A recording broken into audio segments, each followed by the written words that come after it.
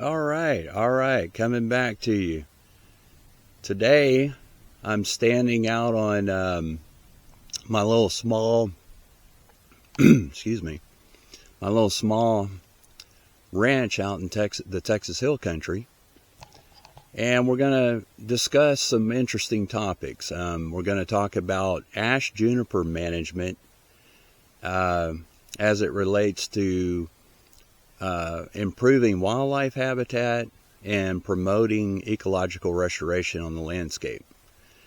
We're going to do a little walk around today, and I want to show you some of the techniques and the methods that I've implemented on my ranch when addressing the ash juniper, and do a walk around and discuss these treatment areas and what I did, why I did it, and how it's going to benefit the ecosystem and the wildlife habitat.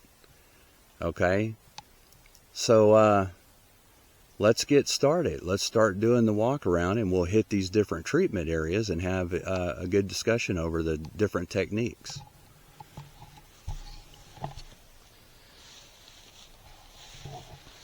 So we're going to walk over here. You can see where I've knocked down some ash juniper around this Spanish oak. If you just see all that. And there's really a way to properly do this, and probably a way not to properly do it. And there's a lot of different philosophies on ash juniper in the Texas Hill Country, and ideas on how you should do things and not do things and whatnot. I'm just going to show you my opinion and a lot of things that I've done, what I try to do. So one of the first things you do whenever you're going to walk around and look at the understory of a really nice hardwood in the hill country, like a Spanish oak like this. It's a very mature Spanish oak. It's got a really nice full canopy, but all this ash juniper grows underneath it and starts to compete for resources in the soil. It will compete for the nutrients, the moisture. It also impedes the rainwater from hitting the ground when you have major rain events out here, which aren't always that often, but then it just kind of makes a barrier to allow that water flow to get down to the soil to infiltrate. And then the Spanish oak will continue to have a lot of hydration going on. So one of the things you can do is start knocking down this ash juniper and really kind of think of it as mulch. Don't think of it as, oh man, I need to get rid of it. I need to burn it. I need to put it in debris piles and get it out of here. I want it to look very aesthetic and appealing to the eye. That's not the goal here. The goal is not going for aesthetics. It's going for what would nature do? How would nature manage itself? And so if I cut this ash juniper down, I actually want to acknowledge that it has value in its cut form, in the slash form that you're seeing here. I can lay it down around the perimeter of this tree, around the drip line, and literally get a nice coverage of mulch. Okay, so whenever we go through the hot summers, this is going to act as a shield from allowing the surface temperature of the soil to rise and get dried out and get very hot. It's also going to over time start breaking down, and it's going to further break down into more finer mulch, and then eventually into compost, and it's going to feed the soil, all the while keeping the soil temperature cooler around this tree, feeding the soil, and then allowing more water flow to come into the ground, the substrate, when we get major rain events. Okay, so think of your treatment as a holistic approach. You're not trying to go with a aesthetic, or I got to get rid of all the cedar, I got to burn it off. In fact, I don't have the cedar eradication mindset out here. A lot of cedar I want to keep. I don't want to cut it all down.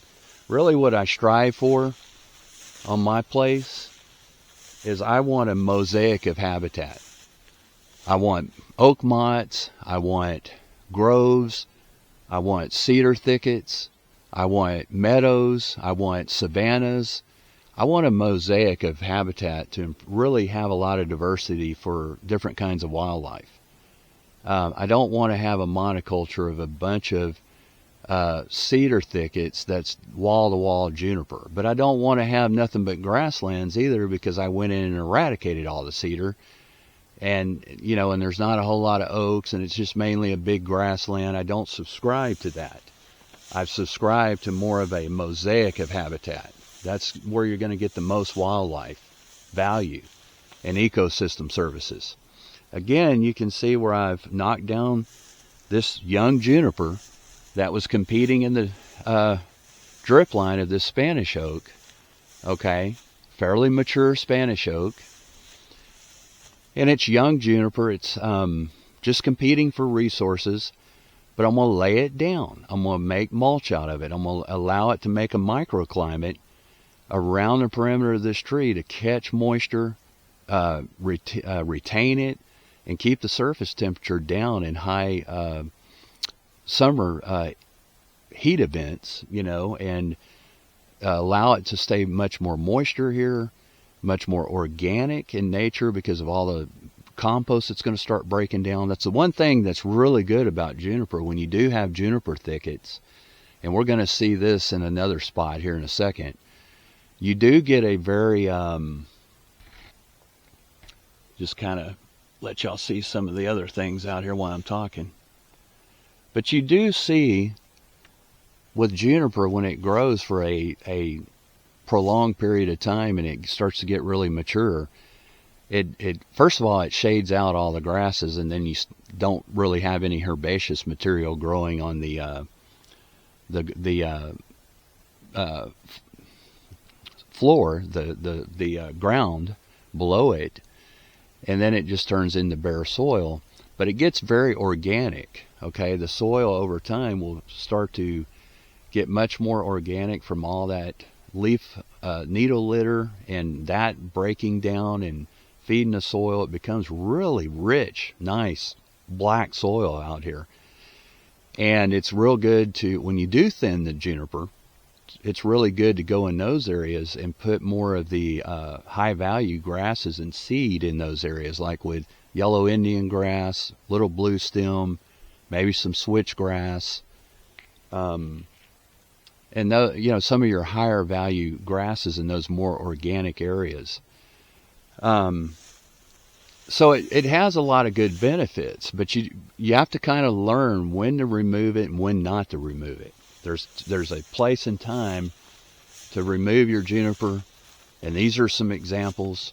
And then there's a time not to remove the juniper and not get rid of it. It's not a one size fits all with juniper.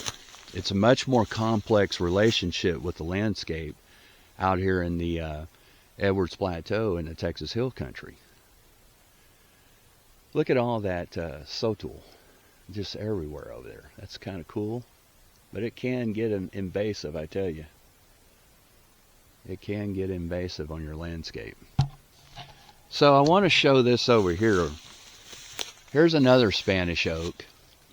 And this Spanish oak is probably on its last leg. It's probably not going to live a whole lot longer. It's all hollowed out at the base. You can't really see because I've got it covered up. I made a cedar enclosure there. What it is I've got, this tree's not going to live a whole lot longer. And there's a lot of suckers coming up at the bottom, which is pretty common for a lot of the oaks out here. And normally, if it was a healthy Spanish oak, I would, as long as the canopy and the trunk and everything is in good health, I wouldn't have a problem leaving that exposed down at the base and allowing the deer to have that as a food source for protein. They really like the browse on the Spanish oak, and also the blue oak that grows out here, or the lacy oak. And normally that's a real good place to allow them to browse. I'd rather them browse that than browse small seedling trees or saplings that are coming up until they just butcher it into oblivion, and then you don't get any new trees out here, little baby trees. But this case, I want to cover it up and not let them browse on it, because I want to try to get some new shoots and try to regenerate this tree as this top part starts to die out. So I'm going to cover that up and protect it. Over here, we're going to walk to another spot, and there's kind of a grouping of Spanish oaks over here, and 3 of them or so that are growing together, all in this little grove here. And then there's right there's a lacy oak, or I call them blue oaks. But here again, you can see where I've come in with this young juniper, ash juniper, and I've laid it down and made mulch out of it. And we've already talked about the benefits of doing that. And you can see this wide spreading Spanish oak here. And then there's another Spanish oak right behind it, and then there's two more Spanish oaks going that way, or one Spanish oak, maybe another blue oak. But there's a pretty good series of really nice hardwoods in this area, in this little section, that is very considered, very valuable to landowners in this part of the country, in the hill country.